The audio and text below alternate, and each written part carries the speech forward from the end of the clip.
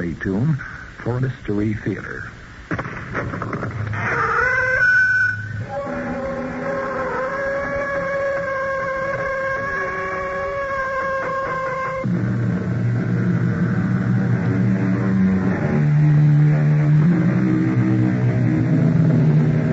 Come in.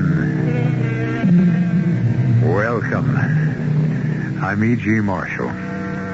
Our tale is another domestic story.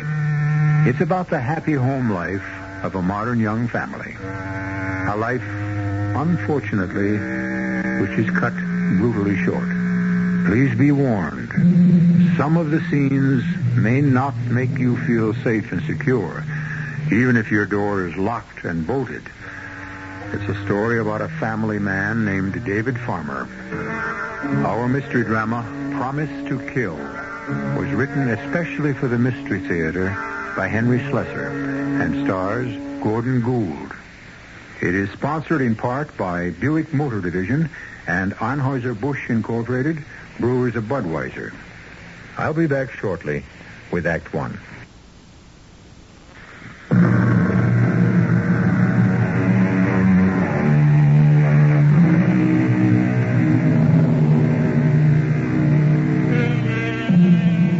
The scene is a suburban community called, appropriately, Park Pleasant. For that's exactly what it is. Pleasant and park-like, and very serene. A haven for the families of busy city executives like Dave Farmer. Dave is a lucky young man. He has a good job. He has a beautiful young wife named Connie. He has a daughter who promises to grow up looking just like her. But little Susan has plenty of time for that. She's only 5 years old. The day is Monday. The time is 8:15 a.m. The day is just beginning. So is the nightmare. Dave, will you please hurry up? Stan's going to drive me crazy with that horn. I'm coming. I wish you wouldn't fly down those stairs. I'm always afraid you'll break your neck. Listen, it's my neck that's the problem. I can't seem to tie my tie around it this morning. It's no wonder with Stan blowing his horn that way. What's the big hurry? It's only 1:15. He's got to be in court this morning. Well, that's his problem. You don't have to be at work until 9, and I insist that you have some breakfast. I really don't have time, honey. Yes, you do. Look, the eggs are all made. The toast is halfway done. No, it isn't. You haven't plugged it in. Oh, my. That's Susan again. She insists on pulling plugs out of the wall. You better keep her away from wires and stuff. She'll electrocute herself. Anyway, here are the eggs. Hey, what's going on here? Come on in, Stan. I've been intimidated into eating breakfast. Breakfast? Listen, I've got a case to argue this morning, and this carpool was your idea. It's okay. I'm all ready.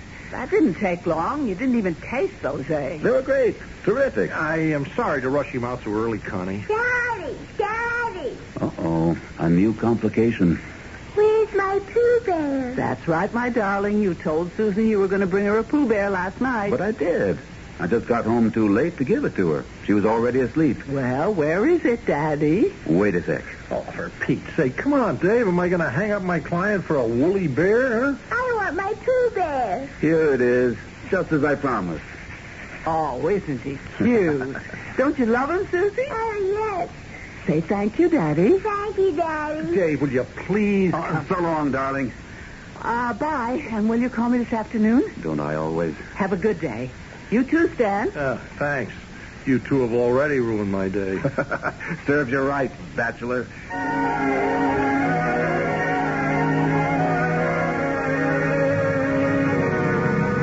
Well, I'll say one thing for married life.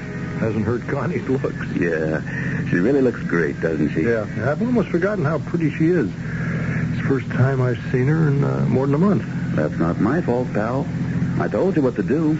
Get yourself a date, and we'll make it a foursome one night. That's the trouble with being a bachelor. You've always got to scrounge around for a date. Okay, we'll make it a threesome. I'm sure you'd rather not. Three's a crowd, right? Not when two of them are married. Anyway, it's about time you made it a permanent foursome. Why don't you make up your mind which of your 55 girlfriends you want to marry? tried it once. I didn't like it. Well, if at first you don't succeed, try again. Yeah, that's what you say. You hit it right the first time. Just lucky, I guess. No kidding, Stan. How about going to the theater? The theater. What about it? I forgot to tell Connie to go to the box office. What for? Some tickets were left for us at the Park Pleasant Playhouse for tonight. But we have to pick them up before noon. Relax. We'll stop at a phone booth on the way.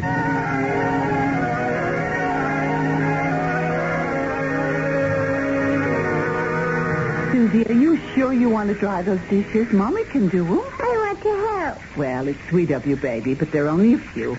Can I give Winnie the Pooh scrambled eggs? No, dear. Bears don't eat eggs. What do they eat? Bears eat honey. Well, I could give him... No. You can't give Winnie the Pooh any honey either. I mean, bears don't eat anything this time of the year. They just sleep. Oh, then maybe I better put him to bed. Now, that's a good idea. How long do bears have to sleep? Well, they usually sleep through the whole winter. That long? Maybe Pooh Bears are different. Run along now, dear. Mommy has to answer the phone. Maybe it's for me. Maybe so. Hello? Hi, hon. It's Paula. Hi. 1 second. It's not for you, baby. It's your Aunt Paula. Now, you go give Pooh Bear a nap. Okay. Paula, hi. How are you feeling? Oh, fine. You're calling pretty early, aren't you? I'm calling to give you a wonderful opportunity. If you meet me in the city before noon, I'll buy you lunch and then we can go shopping. Oh, I can't today, Paul. I'm sorry. Why not? Well, Susie's home from school, for one thing. They're having one of those teachers' conferences. Why can't the maid take care of her? Because it's Emily's day off, and I've got a dozen things to do around the house, and at the moment I have to answer the doorbell. Go ahead. Who's stopping you? Well, do you want to hold on, or should I call you back? I'll hold on.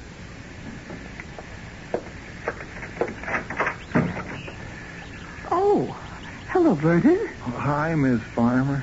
What in the world time is it? Oh, gee, I don't know. I don't have a watch, but, I thought it was the right time. Well, you usually deliver the groceries around 10, don't you? Well, sure, usually, but I thought, they'd come early today. Well, all right. I suppose it doesn't make all that much difference. It does to me, Miss Farmer. What? Listen, what do you want me to do? I mean, should I bring in the stuff right now? Well, of course. I could leave them out on the truck for a while. No, I guess that isn't such a smart idea. I mean, you got milk and cream and stuff. They might get spoiled. Well, of course they might get spoiled, Vernon. What an idea. Bring them in right away. Yeah, sure. I'll do that, Miss Farmer. I won't be long. Okay. Paula, are you still there? I'm here. What's going on? Well, it's just a boy from the supermarket. Vernon, whatever his name is. Oh, yes, the blonde Adonis. All muscle, including his head. Well, there is certainly something wrong with his head today. He's talking so strangely. Anyway, listen, about the city. Thursday is absolutely the first day I can make it. Here it is, Miss Farmer. All right, Vernon. Paula, what do you think about Thursday? Thursday's fine. I'll call you Wednesday just to make sure you don't chicken out. All right, Paula, bye. So long. Miss Farmer. What? Is it okay if I put everything here? Well, yes, of course, Vernon. Pretty big load today, but I can handle it. I mean, I'm strong, you know. Yes. Yeah, you want me to put the milk and stuff in the refrigerator? No, just leave them there. You know, it was really something this morning. I mean, the way I felt driving over here. Yes, it's a lovely day. You know what I mean? Driving over here and knowing that, that I was going to see you. Well, that's very sweet, Vernon. Kept seeing your face in front of me like it was in the windshield. You know? What, Vernon, what a strange thing to say. Kept thinking about how it was going to be. And when I rang the bell and you opened the door and you saw me and... I don't know.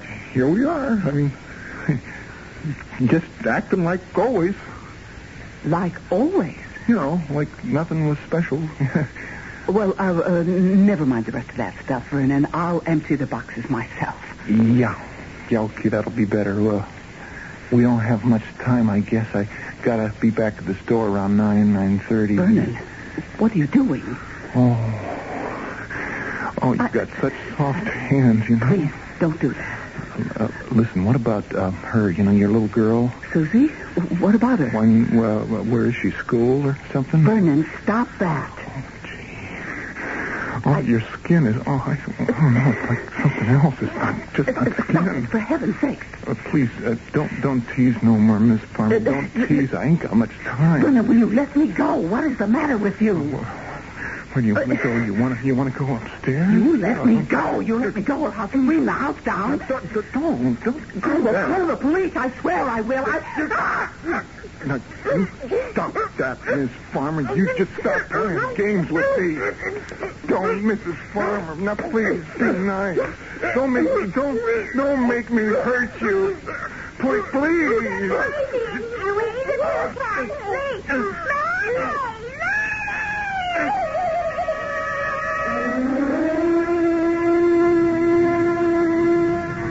Are you sure you dialed the right number? Positive.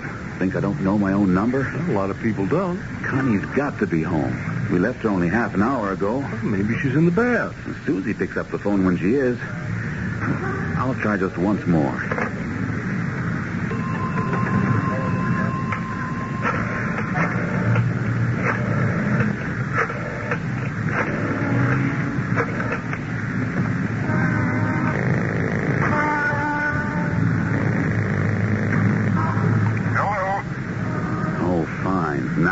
Wrong number. Hello, who is this? I was calling the Farmer residence. Oh, yeah, this is the right place. Who am I speaking to, please?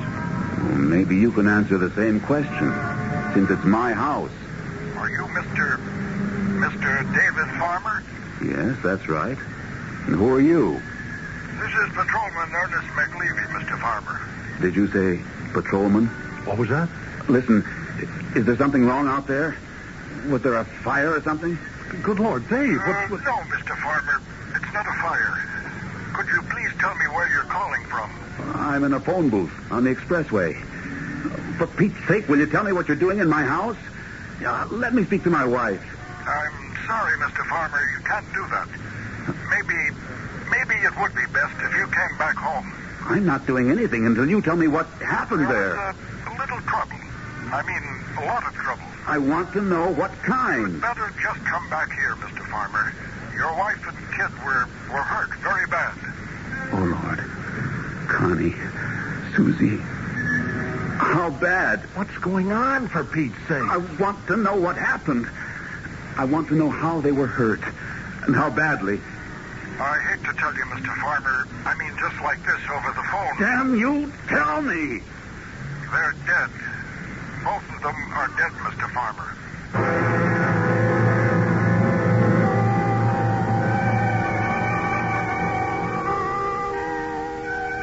It's a strange place to find yourself in the middle of a nightmare. A highway crowded with cars and trucks, the bright midwinter sun shining in your eyes, hearing a disembodied voice telling you that everything you cared for in life is gone, vanished in one bloody instant. One terrible moment of madness. One meaningless action. But this nightmare isn't over for Dave Farmer. Or for a young man named Vernon White. We'll be back in just a moment with Act 2.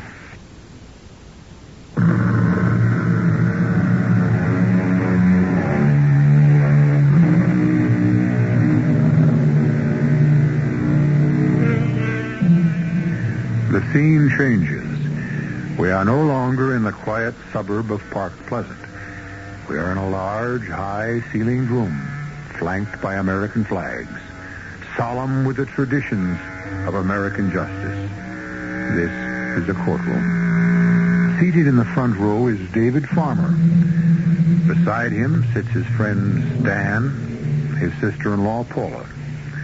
His face is ashen, haunted.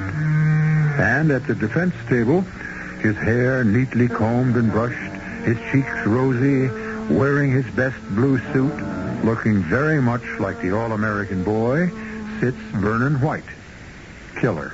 Your Honor, Yes, Mr. Waterman. the defense has no objection to these photographs being submitted to the jury, but these proceedings have been delayed long enough. Very well. Is the prosecution ready to proceed? Yes, Your Honor. Then please continue your examination of the witness. Yes, Your Honor. Patrolman McLeavy, you've seen these photographs we've shown the jury? Yes, sir.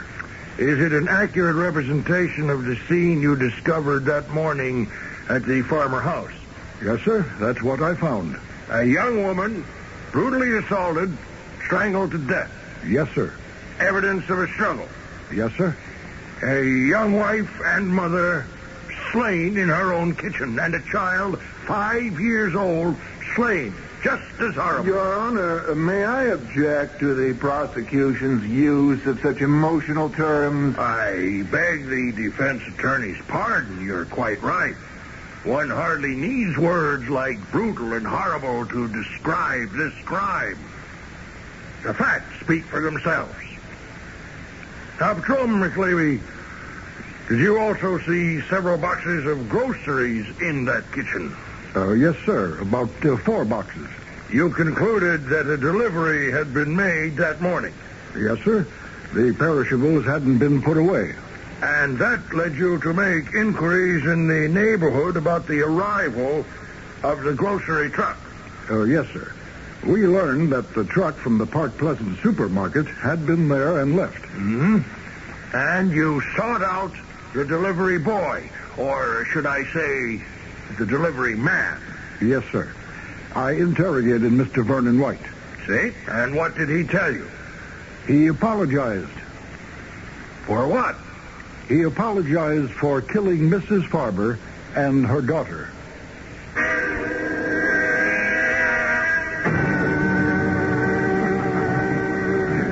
Dave, eat something, will you? Don't just stare at your plate. Now, come on, eat. No, I can't. David, this is ridiculous. No breakfast, no lunch. What good is that going to do you? No good. Oh, talk some sense into him, Paula. Look at him. He's lost 10 pounds since the trial started. David, please. She was my sister. I loved her. I loved Susie. But I know that I have to stay alive. I know that. And so do you. Come on. Let's get back to court.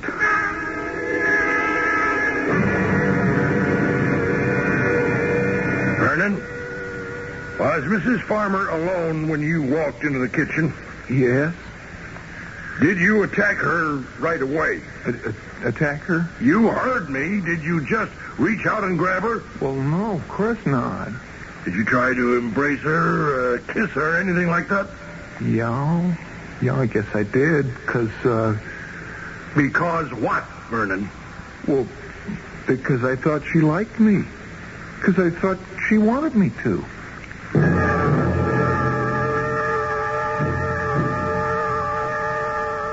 The defendant will rise. Vernon White, you have been tried and convicted for the crime of homicide in the first degree. The laws of this state, as amended on October 5th, 1974, impose a mandatory sentence for this crime. Therefore, it is my duty to instruct the warden of the state prison in Peakstown to take you to a place where you shall be kept until the 31st day of March, 1976, at which time you will be hanged from the neck until dead. May God have mercy on your soul.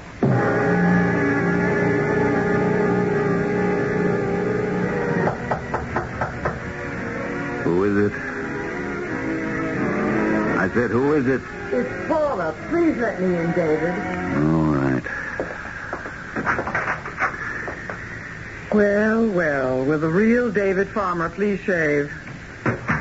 How did you find me? If you must know, Stan told me. Stan has a big mouth. You look terrible. You look as run down as this hotel. What did you want me to do? Stay up there in that house? Well, you could have found something better than this. This suits me fine. If you want to stay in a hotel for a while, fine. But the least you can do is get a decent room. This isn't a hotel room, Paula. This is a waiting room. What? A waiting room. A place for me to wait for the 31st of March. Oh, Dave. Dave, that's terrible. That's so senseless. What else have I got to do but count the days? But to do this to yourself, to hole up in this awful flea bag, staring at the calendar, thinking of nothing but that poor moron's execution. He's not a moron. He's Jack Armstrong, the all-American boy. Didn't you hear what he said in court? He thought Connie liked him, that she wanted him. Dave, listen to me. Vernon White killed something very precious to me, too. Dave, I have to tell you something. Tell me what? What you want to happen isn't going to happen. What did you say? There isn't going to be any 31st. There's always a 31st. 7 months out of the year. I mean, there isn't going to be any execution. Stanley called to tell me. I think that's why he gave me your address, so I could break the news to you instead of him. What are you talking about? The appeal was accepted because of Vernon's substandard intelligence, something like that. You're lying to me. Dave, they've commuted his sentence to life imprisonment. They can't do that. They can't. They did, Dave. Vernon White went through tests. He's not an imbecile, and he's not insane. But he's just not smart enough to know the difference between right and wrong. They can't do that. He killed Connie. He killed my little girl. Good Lord, Paula. You've got to accept it, Dave. Don't let it make such a difference to you. No. Never. I'll never accept it. Do you think I can go on living with him alive and breathing and walking around and smiling and Connie and Susie dead? No. I won't let it be.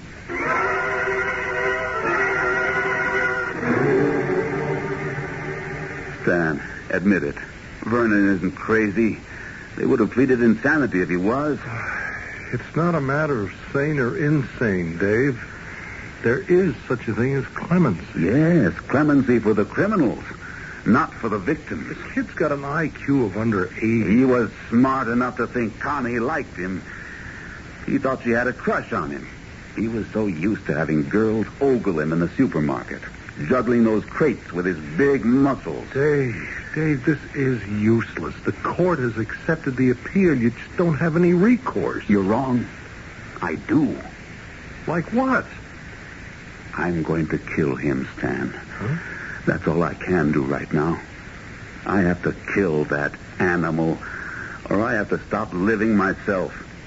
One or the other. That's how it has to be, Stan. But you're crazy, Dave. I don't believe you mean that. I mean every word. I'm going to kill him. And you're going to help me. But the man's in prison. People get killed in prison. There's a way to do everything if you have the desire and the money. I have both. You haven't got that kind of experience. But you have, Stan. You were in criminal law once. You must know people. I'm sorry, Dave. You're supposed to be my best friend. If that's what you are, prove it. Help me wipe this germ off the face of the earth.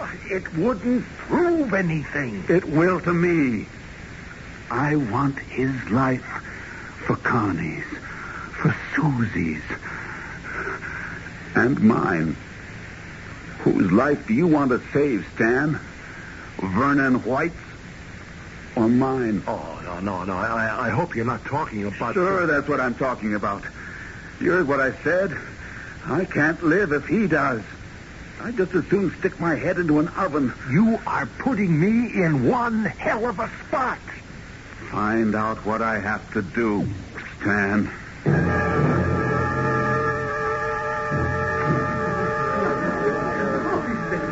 Mr. Ross, this is Dave Farmer. Hello, Mr. Farmer. Nice meeting you. Yes. Hello. Mr. Ross is in the transportation business. He was a client of mine a few years back. Yeah, long-distance hauling, you know. Yeah, can we get to the point? Hey, well, this is the point. Mr. Ross has a brother named Joey. Yeah, Joey, right. Yes, well, unfortunately, a few years ago, the Rosses got into a jam. We was a moving company, me and my brother. Yes, I got Mr. Ross off, but his brother wasn't that lucky. He's serving a 10-year sentence right now in Peakstown. Peachtown, right. Yes, well, Joe's a friendly guy. You know, he's made a lot of friends in prison. Yeah, Joey's okay. The point, Stan. Proposition is this. Now, Joey is a trustee at Peakstown, and even though he's made some, errors in his life, he doesn't like child killers any more than we do. He might want to do something about Vernon White. We ain't talking about favors, though. No, not favors. What we're talking about entails a certain amount of risk. So it's only fair that we arrange some compensation. I'll pay anything. Name your price. We've already agreed on a price. It's $3,000. I'll make it $5. Wait a minute, Dave. I'll make it $5 if you kill him before the 31st.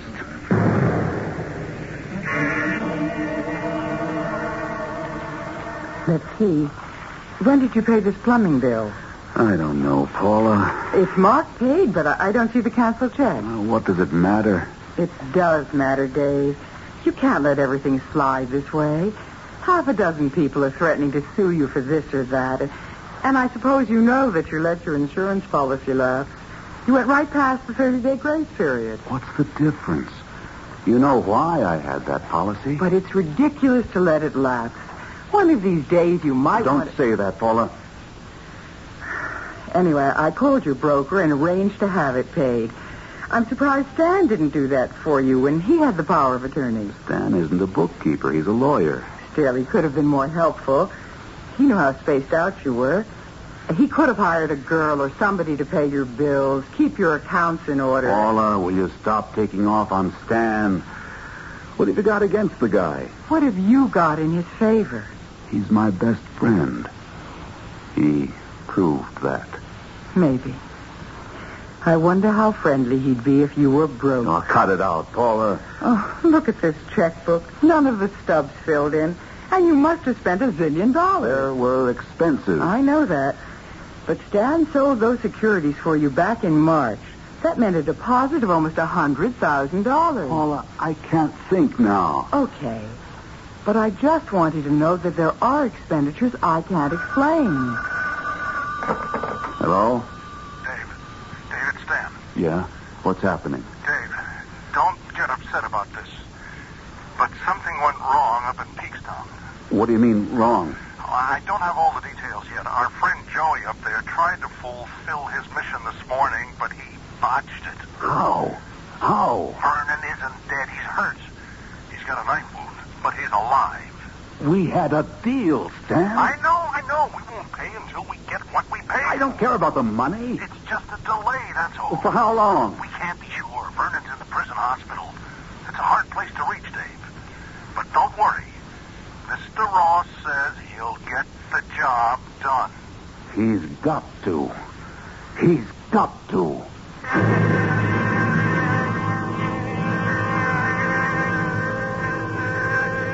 And so the executioner has failed to perform his allotted task.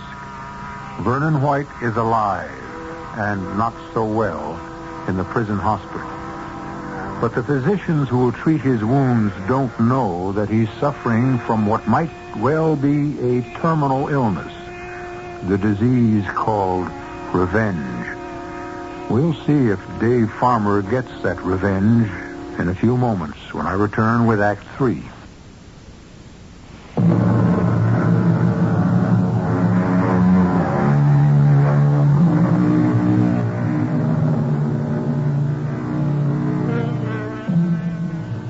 Vernon White, killer of Constance and Susan Farmer, is still alive.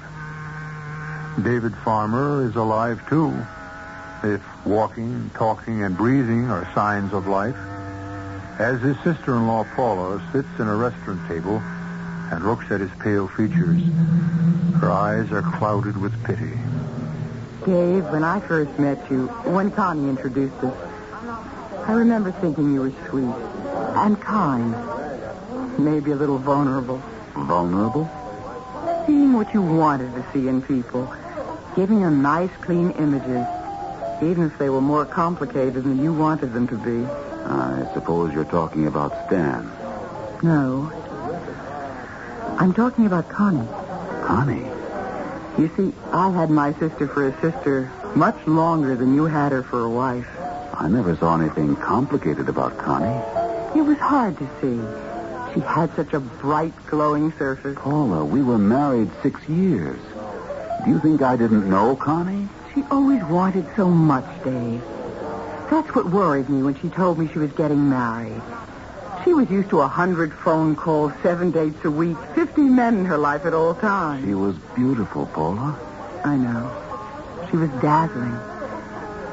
Maybe that's what happened to that poor delivery boy. He was dazzled out of his senses. Is that why you wanted to have dinner with me? To defend that moron? No, Dave. I had another reason. Well, what is it? I finished all the books last night. So? I did everything I could, Dave. I got everything to balance, practically to the penny. I knew you were a great bookkeeper. The only trouble is, I still can't explain some of the cash withdrawals that were made by Stan. Forget them. Forget? You heard me. Forget $25,000? 25,000? That's right. Well, now even you seem surprised. Oh, it can't be that much, Paula. It just can't be. It is. And I think you must know what that means.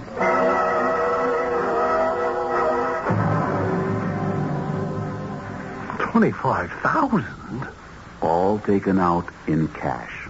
Well, but that there were expenses, Dave. You know that. I'm sorry if they weren't all itemized. That's not like you, though. You were always a stickler about money. You always said you were raised poor, so you had respect for the buck.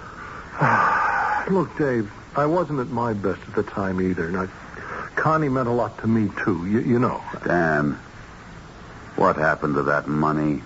Hey, come on. What kind of a tone of voice is that? I want an answer. Oh, wait. Now, are you accusing me or something? Oh, wait a minute. I just got it. Oh, Paula put you up to this. Well, Paula never liked me much. She's found the perfect way to get back at me. The money's gone. It went into somebody's pocket. And I want to know whose. I want to know if there's something you're hiding. Maybe there are some things that gotta be hid. Nothing like this. You were willing to spend $5,000. That was different.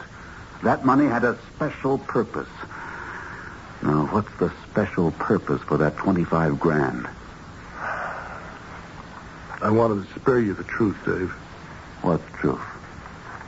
Well, even now, I don't want to tell you. I'd rather you thought that I was a thief and a swindler, that I robbed you. Is that what you did? No. What I did for you and for Connie. Connie? I swore to myself that you'd never learn about it. Learn about what? The money? About what the money bought. Well, go on. It went into somebody's pocket, all right. George Waterman's. Vernon's defense attorney? Are you kidding me? I had to do it, Dave. I had to make things easier. Well, how could they be easier? Vernon confessed. His prints were on everything. There wasn't any doubt of his guilt. Dave, the money bought a note. What note? I should have burned it the minute it was in my hand, but I didn't. Lord knows why. Who knows? Maybe I was afraid that this would happen, that I'd have to account to you for what I did. What note? Who wrote it? What did it say? I have it here. It's in this drawer.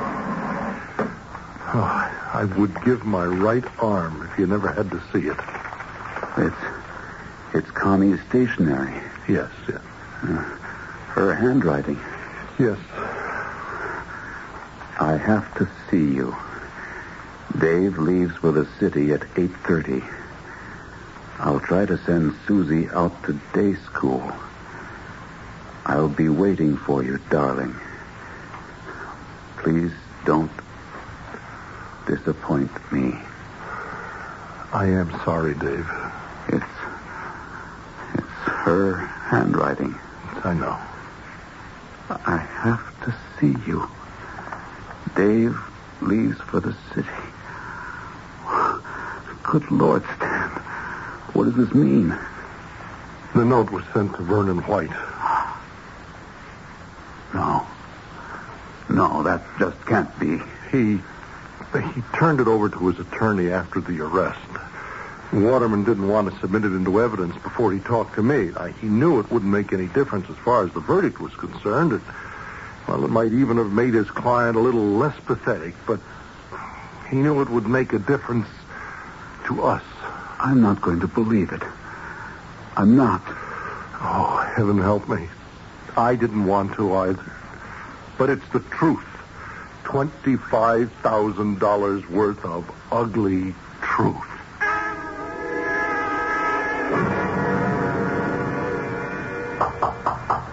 Who is it? Paula, please open the door, Dave. Don't worry. I didn't bring you chicken soup, just a couple of containers of coffee. Did you think I'd need sobering up? You do, Dave. I haven't been drinking. I thought you might be upset tonight. Why? Because of what happened.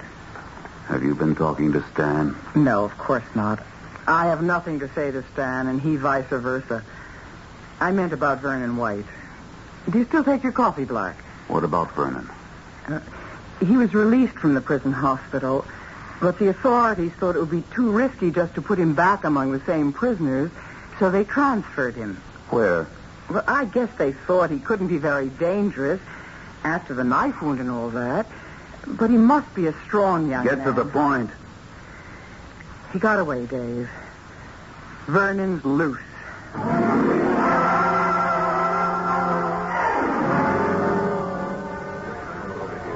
It wasn't easy, Mr. Farmer, let me tell you. But you really know something? I know everything. This kid, Vernon, is a dope. He ain't playing with a full deck, you know what I mean? I know. Well, a pal of mine, he lives on East Avenue. He gives me the tip. Some kids in the neighborhood, like a gang, they do a lot of prowling around the section where they're knocking down buildings for some kind of housing project. Well, they spotted this blonde guy sleeping in one of the condemned buildings. I think maybe they rolled him, only he didn't have no money. What happened to him? Where is he now? Well, my pal, he goes to have a look at the guy and sees the kind of clothes he's wearing. He figures he busted out of the joint. Where is he? Where's Vernon White? My friend's got him, like in custody. You know what I mean. Sometimes there's a reward for turning in escaped cons. He wouldn't call the police? No. My friend is not exactly friendly with the cops. But bread is bread, Mr. Farmer. I'll pay your friend. How much does he want?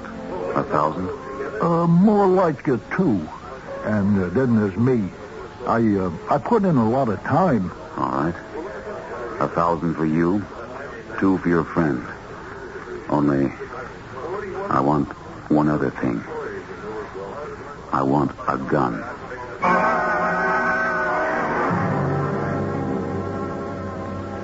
Hello, Vernon. Oh, hello. Do you remember me, Vernon? No, I guess I don't. No, wait, you look kind of familiar. Look hard, Vernon. Nope, I just don't remember. Hey, you bring me something to eat? My name is Farmer. Hey, the man that was here before, he said he was going to bring me sandwiches or something. I sure am hungry. Vernon, doesn't the name mean anything to you? Well, what was it again? Farmer. David Farmer. My wife's name was Connie.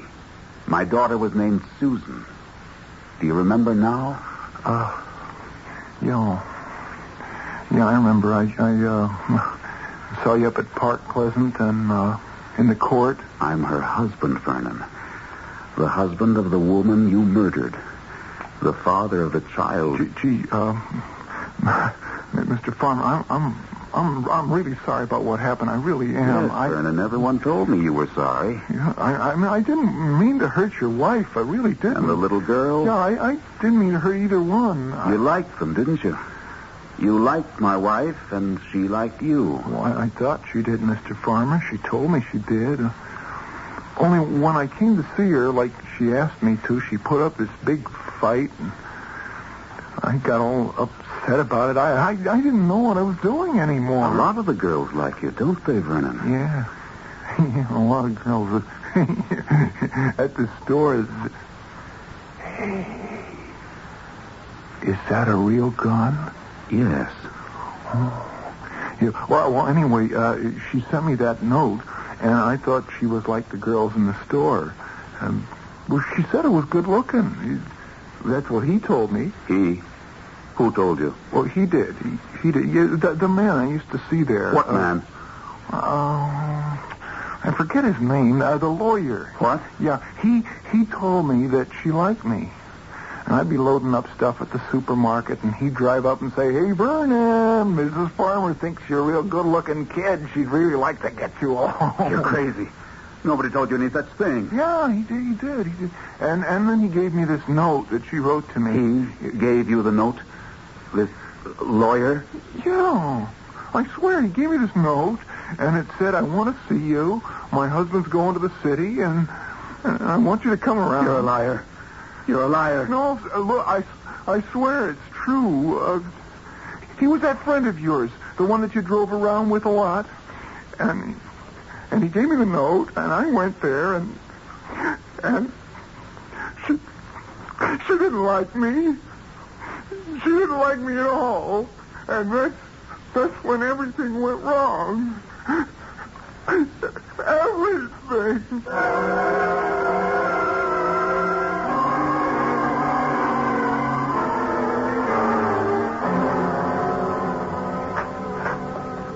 Come on in, Stan. Oh, thanks. Did you hear the good news? About Vernon White? Yes, I heard. Yeah, well, they'll be holding him in maximum security for a while. You can scratch any idea of getting at him, at least for the time being. It's okay, Stan. I've dropped the idea. Vernon's death doesn't mean anything to me now. Wow. I'm relieved to hear that. In fact, I was the one who turned him in. That anonymous tip to the police was mine. But how did you know where... I didn't see any reason for Vernon's death. Not after he told me about the note. Yes. I talked to him, Stan. Mr. Ross helped me find him. And we had a good, long talk. I hope you didn't take him too seriously, Dave. You know the kid's a moron. He's dim-witted, not a moron. Dim enough to think that Connie liked him just because you said so. Dim enough to believe that note was meant for him when it was really sent to you. Now, wait a minute, Dave. I couldn't understand it at first. Then I remembered how it was between you and Connie before I came along. I had a little more to offer, so she picked me. But she didn't want to give you up either. Dave, now I don't know what you heard. Something happened, Stan. Connie threw you over for some reason. I remember when you stopped coming around to the house. Dave, I swear to you that it must have hurt you pretty bad. So bad that you wanted to hurt her back. So you picked Vernon. Please, let me say something. He told me all about it. What you used to say to him, to goad him on, get him all excited. And then you gave him that note.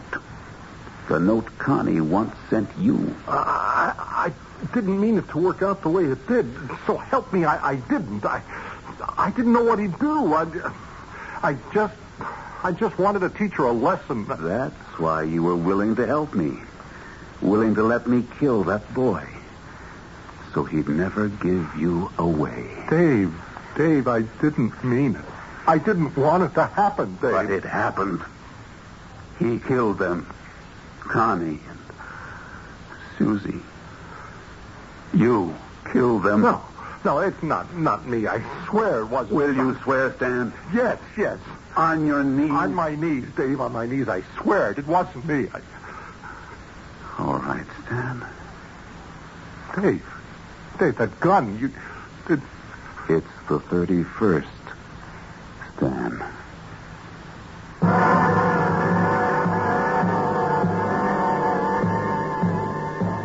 An execution has taken place on the 31st of the month. In the mind of David Farmer, justice has been done. But now, the executioner himself must face the bar of justice for usurping the privilege only the law can have.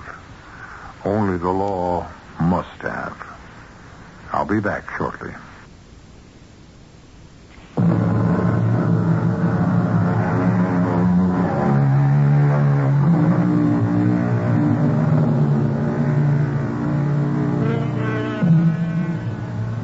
We hope you didn't find our little domestic tale too grim. When violence strikes close to home, it's always more upsetting. If you are disturbed, why not sit back now, have a nice warm drink, go to bed early, and take tomorrow off.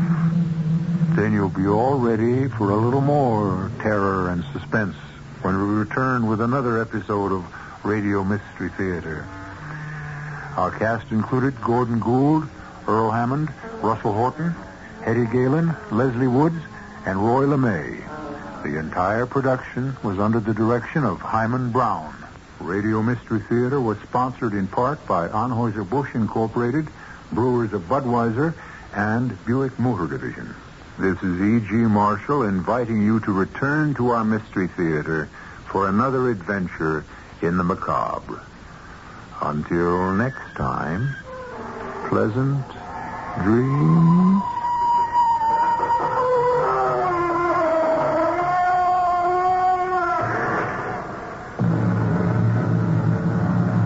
Tonight's Mystery Theater was also brought to you in part by ShopRite Supermarkets, where you get a lot more for a little less.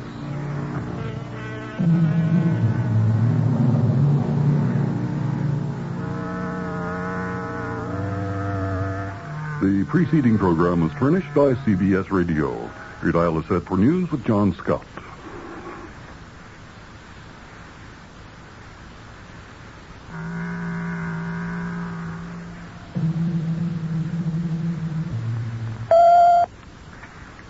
Paris police shoot 2 gunmen dead after they'd held hostages all day in a bank holdup. And President Ford's plan to bail out New York City continues to make progress in the United States Senate. It's 31 degrees in clear mid-Manhattan. The man says clear, windy, and cold tonight with a low in the middle 20s. Sunny and cold tomorrow with a high in the upper 30s. This is John Scott with the 8 o'clock edition of the news. Paris police shot 2 gunmen dead in a street battle early today after the men had held more than 20 hostages for 14 hours in a Paris bank, demanding $2 million in ransom.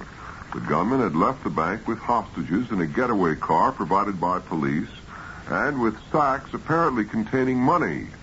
A few hundred yards away, just off the Champs-Élysées, their car collided with a taxi. They opened fire on